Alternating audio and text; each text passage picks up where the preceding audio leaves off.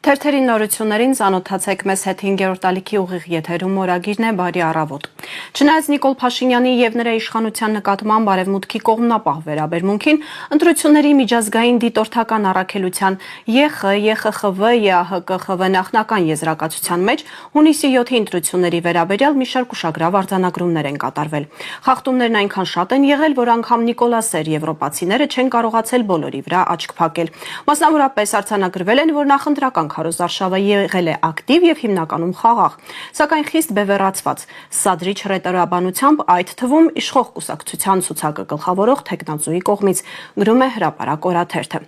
Հայաստանում անցած կիրակի խորհրդարանական ընտրություններին է անդրադարձել Ռուսաստանի Դաշնության ԱԳՆ պաշտոնական ներկայացուցիչ Մարիա Զախարովան։ Ընդդիմության վրա ճնշումն աննախադեպ էր եւ Արևմուտքի միջամտությունը իմ կարծիքով նույնպիսի աննախադեպ էր այս տարածաշրջանի համար ընտրական գործընթացների համատեքստում, ասել է նա։ Ծանոթանանք մամուլի նորություններին, որից հետո կներկայացնեմ մեր հյուրին։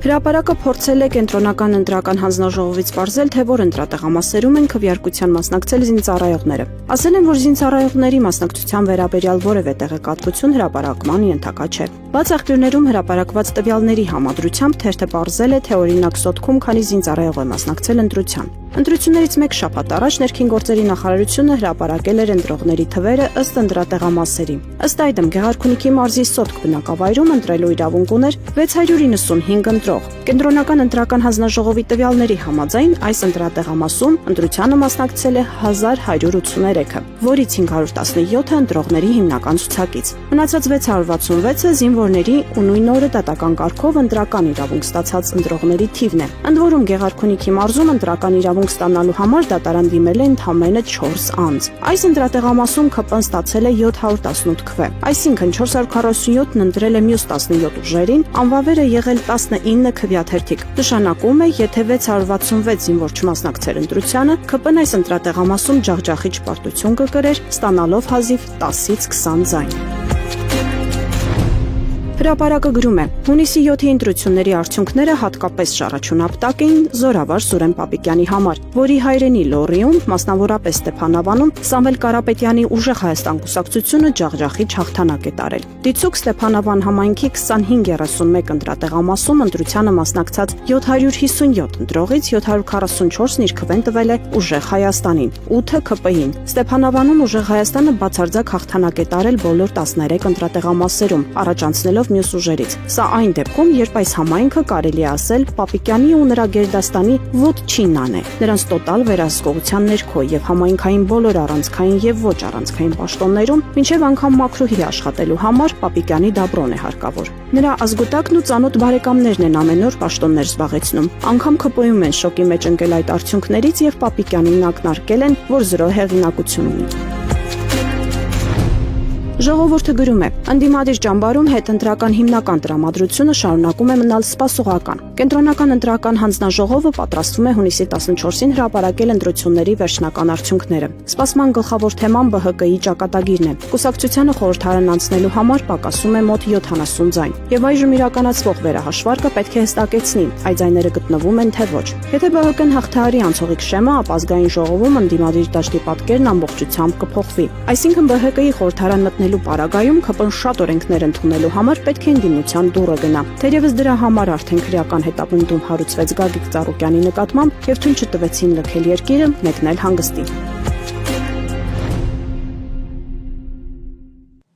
Դուք դիտում եք օրագիրը, այսօր իմ տաղավարում հյուրընկալել եմ Հայաստան դաշինքի падգամավորի թեկնածու Բորիս Մուրազիին։ Պարոն Մուրազի, շնորհակալ եմ հրավերից ընդունելու համար։ Ինչպիսին էին այս ընտրությունները, ինչպես կբնութագրեք։ Նիկոլ Փաշինյանը իր խոսքին տեր եղավ, նա խոստացել էր ազատ, արդար եւ թափանցիկ ընտրություններ։ Խորհրդային միության առաջնորդներից մեկը ասել էր, երբեք այսպես չէր եղել եւ ահա կրկին։ Այնպես որ այս ընտրությունները հենց այդ տրամաբանության մեջ են, երբեք այսպիսի ընտրություններ չէին եղել, բայց նրանք կրկնվեցին այնպես ինչպես եղել էր օրինակ 2017 թվականին։ Թեպետ այս համեմատությունները անելիս մշտապես ես արձանագրում եմ մի գլխավոր տարբերություն 2017-ին մենք չունեինք թրքահապատակ իշխանություն, հիմա այդ գլխավոր տարբերությունը կա ամենևին նպատակ չունենալով այդ դրվագով վիրավորել նախկին իշխանություններին։ Օգտագործվել է լիուլի կրիմինալ կրթական հաստատությունները քաղաքականացված էին, դպրոցների ուսուցիչները ստիպողաբար մասնակից էին դառնում Նիկոլ Փաշինյանի քարոզարշավին, օգտագործվել է վարչական ռեսուրս երևի 167%-ով, այսինքն անթույլատրելի, անպատկերացնելի անգամ էլի մակարդակի օգտագործվել է, բայց մյուս կողմից հասկանալի է Նիկոլ Փաշինյանի համար կենաց մահու պայքար է։ Մի բան կարևոր է արձանագրել, որ այս խայտառակ խախտումներով, ճնշումներով, ազդեցությամբ գրեթե $1 միլիարդ հասնող օրինականացված ընտրակաշառք օգտագործելով, հա, այդ նախընտրական հենց փուլում առողջապահության ապահովագրությունը, թոշակների բարձրացումը, որ իրենք ասում են փետրվարին հնարավոր չէ բարձրացնել, ավտոբուսների գնումը, որ իրենք ասում են փողը չկա, հա, տրելեբուսների Երևանի համար, գնումը այսպես քաոտիկ ասֆալտապատումը գյուղերում, մարզերում, բոլոր հնարավոր եւ անհնարավոր։ Այսինքն սրանք իհարկե որը մեկը չի ասում որ տրելեբուս չպետք է գնվի, թոշակ չպիտի բարձրացվի, այս կամ այն քայլը չպիտի արվի, բայց երբ դրանք արվում են զուտ ընտրություններից 1-2 ամիս առաջ, դա նախընտրական օրինականացված ընտրակաշառք է եւ այդ նպատակով օգտագործվել է ավելի քան $1 միլիարդ։ Սա աննախադեպ թիվ է, Հայաստանի որևէ իշխանություն ընտրությունների վրա ազդեցություն ունենալու համար 1-2 ամսվա մեջ այդքան գումար չի ծախսել։ Այս ամեն ինչով հանդերձ Նիկոլ Փաշինյանը ստացել է 49%։ Այո, խոսում էին սահմանադրական մեծամասնության մասին։ Այո, սահմանադրական իրենց ակնկալածից 18% պակաս են իրենք ստացել։ Սա շատ կարևոր է, այսինքն մենք ունենք մի իրավիճակ, երբ իշխանությունը տապալել է իր առաջ դրած ծրագիրը։ Միևնույն ժամանակ այո ընդդիմությունն էլ չի հաջողել։ Սա արձանագրենք։ Ընդդիմությունը ասացիք չի հաջողել, իսկ հանրությունը այն ակնկալիքները, որ ընդդիմությունը ուներ, արդարացրեց, կոչ էին անում ակտիվ գնալ ընտրությունների։ Գիտեք, եթե ժողովուրդը ակտիվորեն չգնար ընտրությունների, քաղաքացիական պայմանագիրը ստանալու էր սահմանադրական մեծամասնություն։ Այսինքն այդ ժողովրդի ակտիվ գնալու շնորհիվ է, որ իրենք 18% իրենց ակնկալածից պակաս են ստացել։ Նիկոլ Փաշինյանը եւ քաղաքացիական պայմանագիրը իրենց ձեռքի տակ եղած բոլոր գործիքները օգտագործում էին։ Հրապարակը գրում է նույն զինվորների մասնակցության մասին մասնակցությունը իշխանության կողմից լինելու էր այնպեսին, ինչպեսին տեսանք մենք։ Հիմա եթե ընդդիմության կոչը չլիներ, ժողովրդի ակտիվ մասնակցությունը չլիներ, մենք ունենալու էինք, այսինքն բացարձակ սահմանադրական մեծամասնություն ունեցող Նիկոլ Փաշինյան։ Գիտեք, երբ կա գլխավոր խնդիրը Նիկոլ Փաշինյանին հեռացնելու եւ այդ խնդիրը չի լուծվել, իհարկե այդ ֆոնին շատ դժվար է մյուս ձեռքբերումները նկատել։ Եվ ես հասկանում եմ քաղաքացիների վրդովմունքը, բայց մյուս կողմից քաղաքական գլոբալ process-ների մեջ պետք է նայել դա, որ այս մարդը ուզեցել է ստանալ սահմանադրական մեծամասնություն, չի ստացել, հարգելի քաղաքացիներ, ձեր շնորհիվ չի ստացել։ Այսինքն ձեր շնորհիվ ոչ միայն սահմանադրական մեծամասնություն չի ստացել, ձեր շնորհիվ 50+ չի ստացել եւ 50- է ստացել։ Հիմա անկախ նրանից մենք ինչպիսի սարսափելի ընտրական օրենսգիրք ունենք, որը ընդ որում ասեմ հնարավորություն է տալիս անգամ 40% ստացած ուժին վերցնել իշխանություն։ Եթե այլ ուժեր, օրինակ 40%-ից ավել ձայն չունեն կամ չեն կարողանում կոալիցիա կազմել։ Հայաստանի սահմանադրությունը եւ ընտրական օրենսգիրքը աշխարհում միակն են, որը հնարավորություն է տալիս 50%-ից ցածր ստացած ուժին, աջակցություն ունեցող ուժին առանց կոալիցիայի իշխանություն ձևավորել։ Այսինքն քաղաքական ճգնաժամները առաջացնող սահմանադրությունը այդպես է ստացվում։ Իհարկե, եւ հիմա, քանի որ Փաշինյանը եւ իր ԿՊ-ն չունեն արդեն 50+, այս ճգնաժամերը անընդհատ հետապնդելու են Փաշինյանին։ Անկախ նրանից ընդդիմությունը ինչ-որ բան կանի, թե չի անի։ Ընդդիմությունը թե որևէ բան չանի էլ այդ ճգնաժամը հետապնդելու է Փաշինյանին։ Այսինքն Փաշինյանը չստացավ այն թիվը, որը ակնկալում էր, չնայած դիմել էին բազմաթիվ ընտրախախտումների, եւ դուք ձեր խոսքում էլ նշեցիք, որ ճգնաժամային է լինելու, խնդրահարույց է լինելու։ Ինչպիսին է լինելու այդ ճգնաժամը, ինչպիսի խնդիրների հետ է առնչվելու Փաշինյանը այս 50- արդյունքով։ Հայաստանի հեռավոր գյուղերից մեկում ինչ որ կատու է սեռական բռնության ենթարկվելու, մարդիկ գալու են կառավարության դեմ բողոքի, այսինքն մարդիկ արդեն արձանագրել են բոլորը, որ այս մարդը 50- աջակցություն ունի այս պայմաններում եւ ցանկացած խնդիր արդեն բողոքի տեսքով հասնելու է կառավարություն։ Այսինքն պակաս լեգիտիմ է Նիկոլ Փաշինյանը, քան մինչև այս ընտրությունը։ Չէ, այլևս, իհարկե։ Մինչև այս ընտրություններում ստացել էր 54%։ Հիմա ստացել է 49%։ Գիտեք, այդ շատ կարևոր արձանագրում է։ Ընտրական օրենսգիրքը հնարավորություններ տալիս է բան, բայց ժողովրդի տրամադրությունները ընտրական օրենսգիրքը չի կարող թելադրել։ Ժողովրդի տրամադրությունն այն է, որ 51%-ը դեմ է Փաշինյանին։ Անկախ նրանից ում է կողմը, այսքանը այս ուժին է կողմը, բայց 51%-ը դեմ է Նիկոլ Փաշինյանին, սա է կարևորը։ Եվ նաև միջազգային հանրության արձանագրումները չեն փոխվելու ընտրական օրենսգրքի տված հնարավորություններով։ Աշխարհում Փաշինյանի գործընկերները տեսան, որ այս մարդը մերժված է ժողովրդի մեծ մասի կողմից։ Իսկ դա որևէ կերպ ազդելու է նրանց Փաշինյանի նկատմամբ վերաբերմունքի մասով։ Միանշանակ իրենք հասկանում են, որ սա ճգնաժամացին կառավարություն է այլևս, Փաշինյանը այլևս չունի լեգիտիմություն, ամեն պահի կարող է դուրս թռնել կառավարությունից եւ ամեն պահի Հայաստանում կարող են ծայրահեղ զարգացումներ լինել։ Այո, այն աշխարհակահաղական կենտրոնները, որոնք Փաշինյանին բերել են իշխանության եւ պահում են իշխանության, իրենք անգամ մտածել, այս հունիսի 8-ից սկսելու են մտածել եւ ես վստահ եմ արդեն մտածում են ումով փոխեն Փաշինյանին։ Իհարկե իրենք ուզում են իրենց ազդեցության տակ գտնվող որևէ գործ չփոխել Փաշինյանին եւ հիմա դուք կտեսնեք հենց կառավարությունը ձևավորվի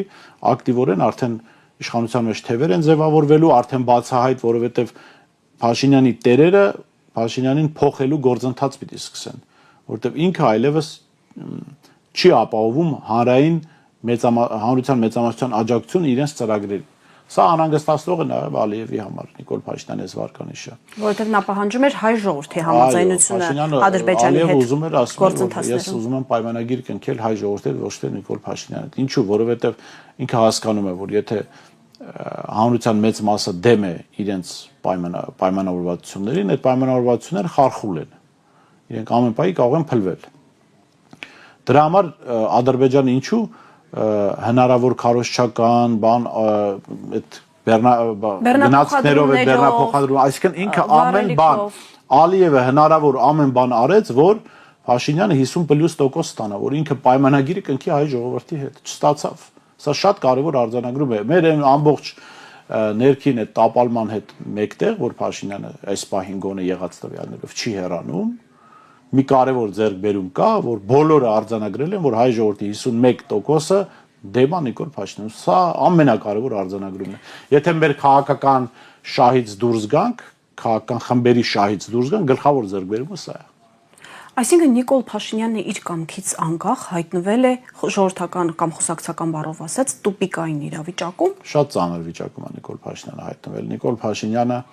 այս ընտրություններով ընդ որում բավական այսպեսի իրավիճակ է ստեղծել, որ ինքն իր ոտքերին կրակել է։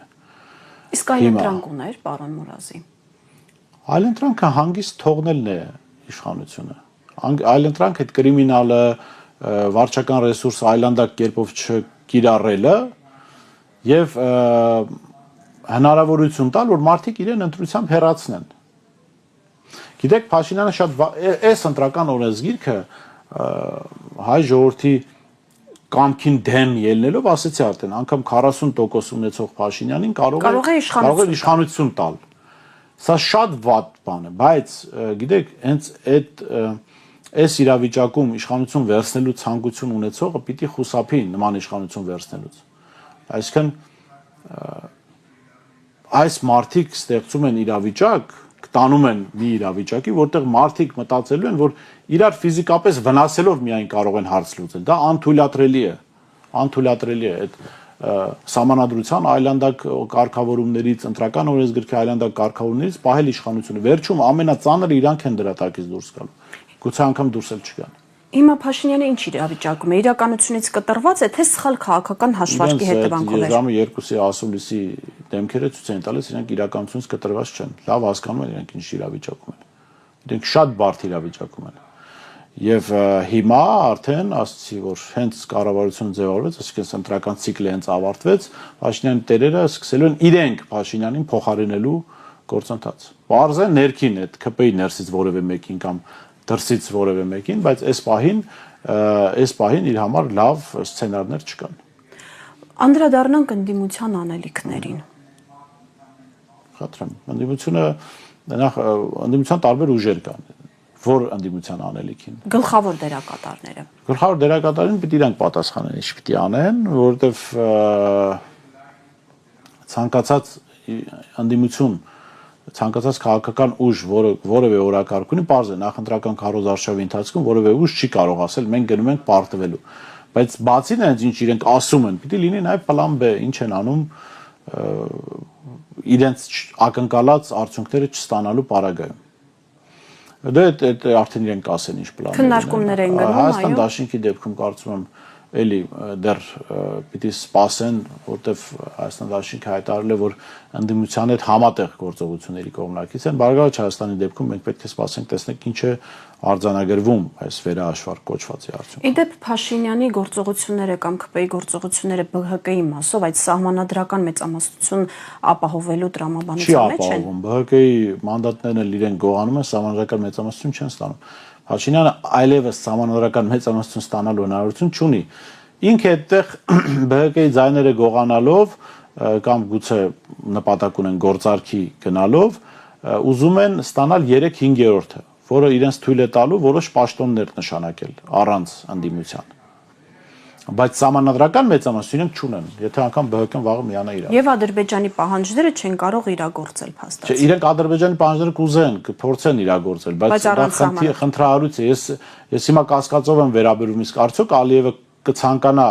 49% աջակցություն ունեցող իշխանության հետ պայմանավորվածությունների գնալ։ Դա սա էլ է հարց։ Ստեղծվել է մի իրավիճակ, երբ որ նույնիսկ Հայաստանի թշնամի Ադրբեջանին անհրաժեշտ է Հայաստանում ժողովրդավարություն համեմատական առումով։ Իրան ժողովրդավարություն պետք, իրեն պետք էր, որ իր դեսպանը 54% ունենա,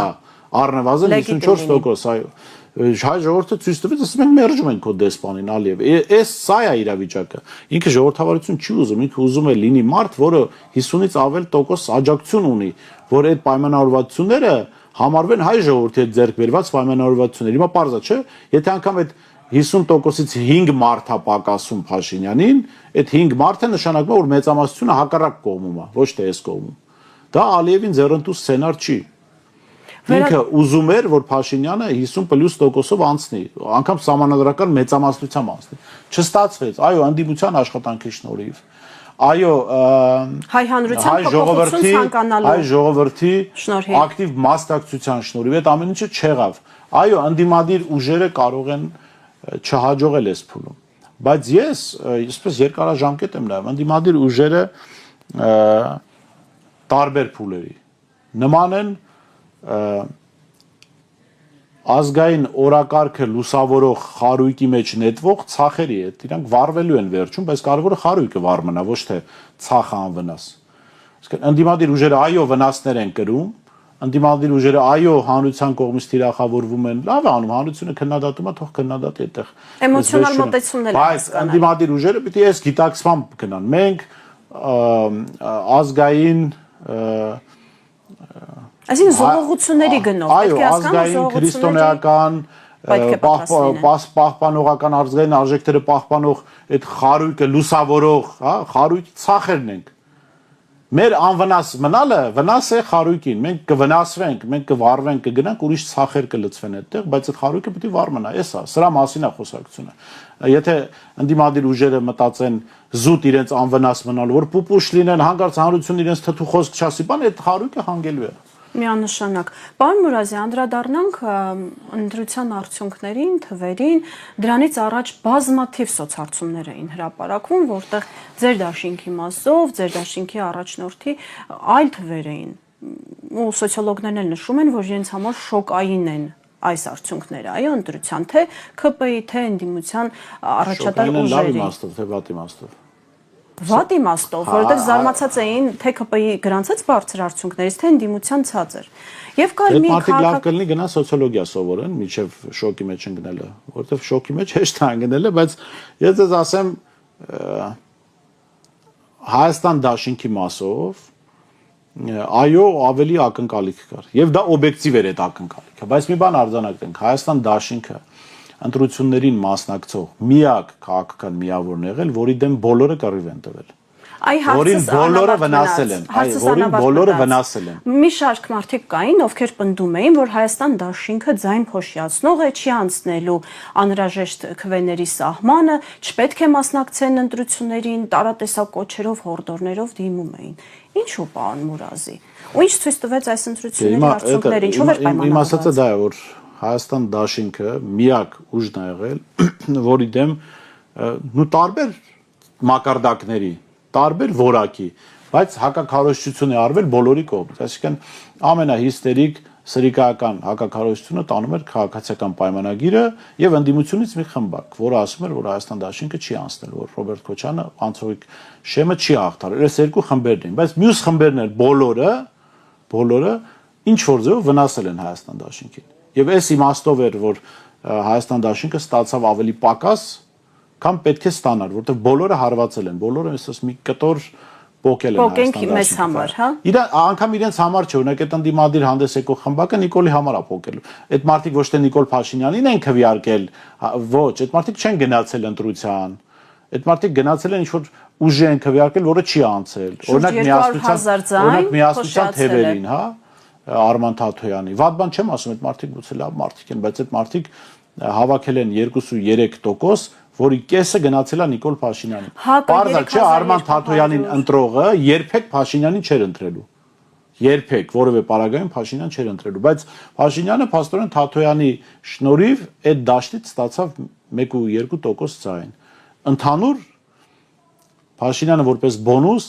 իրեն չընտրողների դաշտից 5.5-6% ձայն է ստացել։ Ինչը որոշիչ է։ Այսինքն այսօր երբ բան այդ բոնուսներով, հա, ընտրական օրենսգրքով սահմանված բոնուսներով ԿՊ-ն ստանալու է 64 մանդատ, չէ։ Այսինքն եթե այդ ընդդիմադիր ուժերը չլինեին, Փաշինյանը ստանալու էր 58-57 մանդատ, շատ ավելի ցաներ վիճակում էր լինելու։ Շատ ավելի ցաներ։ Ընդդիմադիր խոշոր ուժերը ավելի լավ վիճակում էին լինելու։ Եվ այս առումով Հայաստան դաշինքի թիվը, այո, ինչ որ իմաստով ակնկալիքից պակաս էր։ Մնացյալ ուժերի մասով ես որ սոցիոլոգ չեմ, իհարկե հրապարակային չեմ խոսել դրա մասին, բայց շատ բան տեսանելի էր, շատ բան տեսանելի էր։ Այդ ուժերին, որոնք աշխատում էին Հայաստան դաշինքի եւ գլխավորապես Ռոբերտ Քոչյանի դեմ, թող այդ մարդկանց հավատացողները հասկանան, թե իրենց ում տեղն էին դրել այս բաները, քարոզիչները, որոնք ասում են Հայաստան դաշինքը չի անցնելու, այ լավ կլինի Հայաստան դաշինքը չմասնակցի, Արման Թաթոյանը, Գագիկ Ծառուկյանը իրենք այսպես անցնեն, օգնեն ընդդիմությանը հաղթեն։ Անցան այդ մարդիկ։ Ես չեմ ասում այդ մարդիկ վատն են։ Ես չեմ ասում Գագիկ Ծառուկյանի նպատակը վատն էր։ Բայց անցան։ Բայց այս ընթացքում դուք հասցրեցիք վնաս տալ Հայաստան դաշինքին։ Այսինքն հանուն քաղաքական ամբիցիայի։ Քաղաքական ամբիցիա չկար, խնդիրը մեկն էր։ Ես ոչ հրապարակային բանում, հրապարակային միջավայրում ասել եմ, այդ մարդիկ կարող են նաև հաստատել հրապարակային, ես ասել եմ նախընտրական փուլում, որ շատ ուժերի գլխավոր խնդիրը, այդ թվում նաև քաղաքացիական պայմանագիրը Ռոբերտ Քոչյանին քաղաքականապես չեզոքացնելն է։ Չստացվեց դա։ Հիմա թող մարդիկ այդ քարոզիչներին հավատացողները գնան ասեն այս սրիկաներ, ինչու եք խափում։ Ինչու եք մոլորեցնում։ Մեզ ում տեղն եք դրել, որ այդ սրտերը փորձում եք որպես իրականություն մատուցել։ Բայց այդ մարդիկ դեվալվացվեցին վերջնականապես, ավարտվեց իրենց հանրային խոսքի ազդեցությունը, զրոյականի ձգտող ազդեցությունը, հիմա արդեն մինուս է։ Այդ մարդիկ հիմա եթե անգամ դուրս գան եւ ասեն, որ այսօր հունիսի քանիսն է, հունիսի 10-ն է, ասեն հունիսի 10-ն է, մարդիկ չեն հավատալու։ Թե 10-ը չի։ 10-ն է։ Չհավատալ։ Այսինքն այդ մարդկանց խոսքը արժեզրկվեց վերջնականապես։ Մենք տեսանք, որ այո, Հայաստան դաշինքին դեմ բոլորը գրիվ տվեցին, բայց այդ ուժը անցավ 10%-ին մոտ։ Չնայած ավելին կարող էր ստանալ եւ պիտի ստանար, եթե այս բոլորի աշխատանքը չլիներ։ Բայց դե հիմա քաղաքականություն սա է։ Քաղաքական շահերն էլ տարբեր ուժերի իրենց օրակարգն է թելադրում։ Տեսեք, եւ ես այստեղ շատ էական գնահատում եմ Ռոբերտ Քոչյանի դերը, այն իմ ասած տրամաբանությամբ։ Ռոբերտ Քոչյանը համաձայնել է վնասներ կրել, այդ խարույկի մեջ վառվող ցախը լինել, բայց որ ազգային օրակարգը լուսավորող խարույկը վառ մնա։ Հիմա բարձր չէ՞ մարդը եւ քաղաքական թիմը վնասներ են կրել այս ընթացքում, անձնապես, հոգեբանորեն, չգիտեմ, քաղաքական իմաստով, այս մարդկանց դեմ ապօրինի քրեական գործեր են կարվում, այդ ամեն ինչը գիտակցաբար գնացել են եւ կարողացել են մենք բոլորս կարողացել ենք վնասներ կրելով այդ խարույկը վառպայել։ Հիմա ինչքանով ենք մենք վառպում, մեր հնարավորությունները այդքան են։ Երբ որ բոլոր կողմերից վնասում են։ Եթե կարող են թող օգնեն։ Այո, կարող են թող ուրիշներին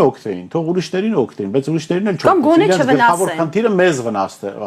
Ռոբերտ Քոչարյանին վնասելն էր։ Եթե իրենց գլխավոր խնդիրը դա չլիներ, այլ օրինակ ուժեղ Հայաստանին օգնել, թող գնային օգնեն, ով էր իրենց բան ասել, առանց մեզ վնասելու։ Նիկոլ Փաշինյանը ընտրությունների գիշերը, երբ որ ժամը 2-ին ուղիղ եթեր եղավ, նաև սպառնաց ընդդիմության գլխավոր ուժերի ղեկավարներին, երկրորդ նախագահին Գագիկ Ծառուկյանին, Սամվել Կարապետյանին, ինչ է կարծում հիմա կանցնի գործողությունների, թե դա քաղաքական ռետորիկայի կամ Նիկոլ Փաշինյանի ոչինչ մասին։ Չեն դադարել։ Սամվել Կարապետյանը կալանքի տակ է։ Ռոբերտ Քոչարյանի դեմ գործեր կան հորինված։ Գագիկ Ծառուկյանի դեմ գործեր կան հորինված։ Այսինքն այդ ինչ որ պահի դադարել էր։ Միգուցե ավելի ծանր ձևերով։ Ավելի ծանր մնացել է այդ մարդկանց ոտքը կծի, ասենք, չգիտեմ, դատախազությունում, դատարաններում, այդ որ տենանք հասկանալի է, կտեսնենք, բայց ավելի ծանր չի։ Կարողանում է զարմացնել անշուշտ։ Ուզում ասել, ավելի ծանրը ո՞րն է, բոլորի դեմ քրեական գործեր կան։ Ռոբերտ Քոչյանը ապօրինի 1.5 տարի բանտում ա եղել։ Սամվել Կարապետյանը գրեթե 1 տարի բանտում ա եղել։ Հիմա տնային կալանքի տակ է։ Գագիկ Ծառուկյանի դեմ բազմաթիվ քրեական գործեր կան, այդում իր կնոջ նկատմամբ, այսինքն ինչ որ ժամանակ կար, որ Փաշինյանը տես չէր օգտագործում այդ քրեական օրենսգիրքը, հիմա պիտի օգտագործի, միշտ էլ օգտագործել է այդ մարդկանց։ Ուզում եմ անդրադառնալ նաև Ռուսաստանի արձագանքներին, այնուամենայնիվ մեր դաշնակիցն է, չնայած Նիկոլ Փաշինյանի իշխանության քաղաքականությունը հեռու է դաշնակցային քաղաքականությունից, ինչպես հենց Ռուսաստանում են փաստում, նաև Հայաստանում ԿՊ-ական իր գործընկերները, Զախարովայի հայտարարություններն են հետաքրքիր, Պուտինի լռությունն է հետաքրքիր եւ ռուսական լրատվադաշտի մեկնաբանությունները, հիմնական շեշտադրումը, որ ընդդիմությունը աննախադեպ ճնշումների է ենթարկվել, ընտրությունները անցել են սարսափելի խախտումներով։ Ինչի մասին է սա խոսում, պարոն Մուրազյան։ Գիտեք, ես ձեր եթերում մի անգամ ասել եմ նախընտրական կարծեմ շրջան կամ դրանից առաջ, որ ռուսների լավագույն օգնությունը ընդդիմության են գնի, որ չխոսեն ախպեր։ Ուղղակի չխոսեն։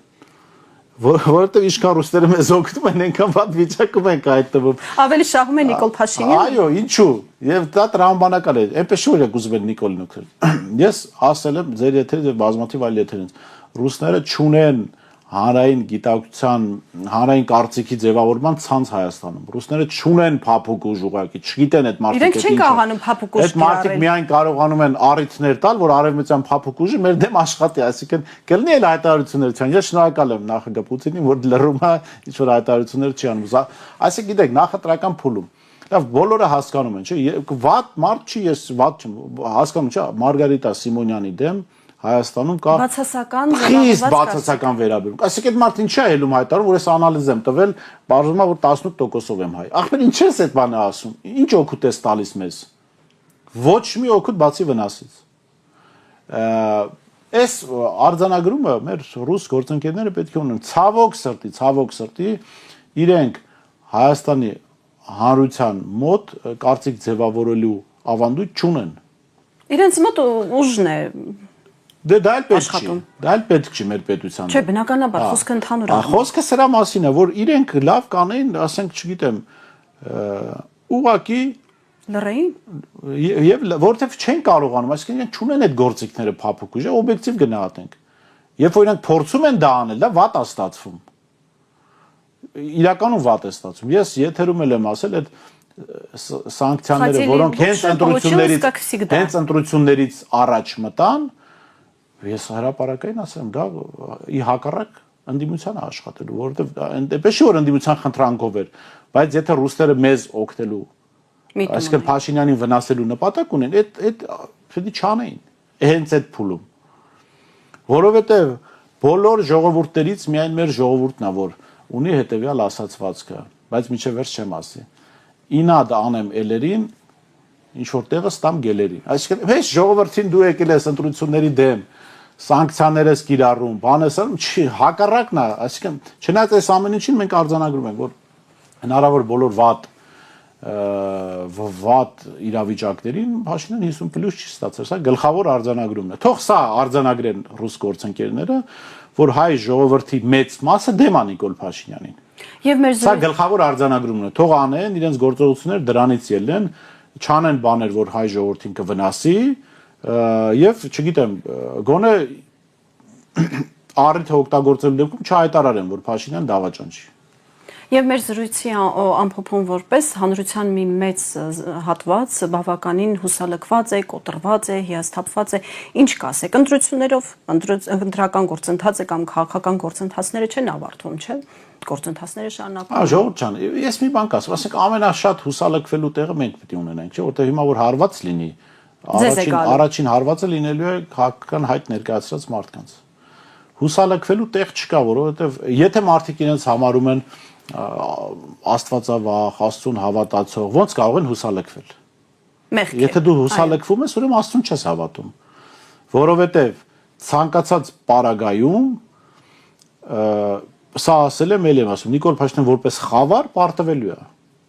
Դու կարող ես Նիկոլ Փաշինյանի դեմ հանդես եկող մենք լույսը չենք, ու ուրիշները պետք է գան, որ իրանք են լույսը լինելու, բայց Փաշինյանը պարտվելու է, ուրիշ ճանապարհ չունի։ Գոնե այդ լույսի ճանապարհը հարթվում է։ Այո, ուրիշ ճանապարհ չունի, պետք չի հուսալքվել, սեփական հայրենիքից պետք չի հիասթափվել, ոնց որ պետք չի հիասթափվել սեփական ծնողներից։ Վերջո կյանքը սրանով չավարտվեց։ Հիմա մեր հայրենիքը դժվար իրավիճակում է։ Մեր հայրենիքը հիվանդ է, մենք հենց այս պահին պիտի լինենք հայրենիքի կողքին, ինչպես նորմալ մարդիկ լինում են իրենց առողջական խնդիրներ ունեցող ծնողների կողքին, հենց այդ պահին, գուցե առողջական խնդիրներ չունեն, թողնեն գնան Միացյալ Նահանգներ, աշխարհը տեսնեն, բայց այդ պահին իրենք իրենց ծնողներին պետք է։ Այս պահին մենք մեր հայրենիքին պետք ենք, որևէ հուսալքվելու տեղ չկա, այսինքն հենց այդ հուսալքությունը Փաշինյանին պետք է, որը չպետք է թույլ տալ։ Ոնց եք դուք տեսեք ակնկալում, որ հայրենիքի պաշտպանները պետք է իրենց կյանքը զոհելով, անընդհատ կռիվ տալով, զոհեր տալով հայրենիքը պաշտպանեն ու 44 օր պաշտպանեցին, չէ՞, եթե քաղաքական դավաճանությունը չլիներ։ Բայց դուք ինչ եք հուսալքվում։ Ու պատվով պաշտպանեցին։ Բայց դուք ինչ եք հուսալքվում, այսինքն ով է ասել, որ պիտի անընդհատ քաղաքական պայքարը անընդհատ չլինի։ Ով ասեց, որ այն ցանցավորումը, որ կա Հայաստանում, այսինքն թեկուզ Փաշինյանը որ պարտվեր, այդ ցանցը վերանալու էր։ Ոչ, ելի պիտի պայքարը շարունակվեր, որտեղ այդ ցանցը շատ խորը նստած է մեր պետության ու հասարակության մեջ։ Իսկ դա ժամանակ է պահանջելու։ Պարոն Մուրազի, շնորհակալ եմ հետաքրքիր զրույցի համար։ Հարգելի հեռուստադիտողներ, օրագրի ժամանակը սպառվեց։ Մինչ վաղը։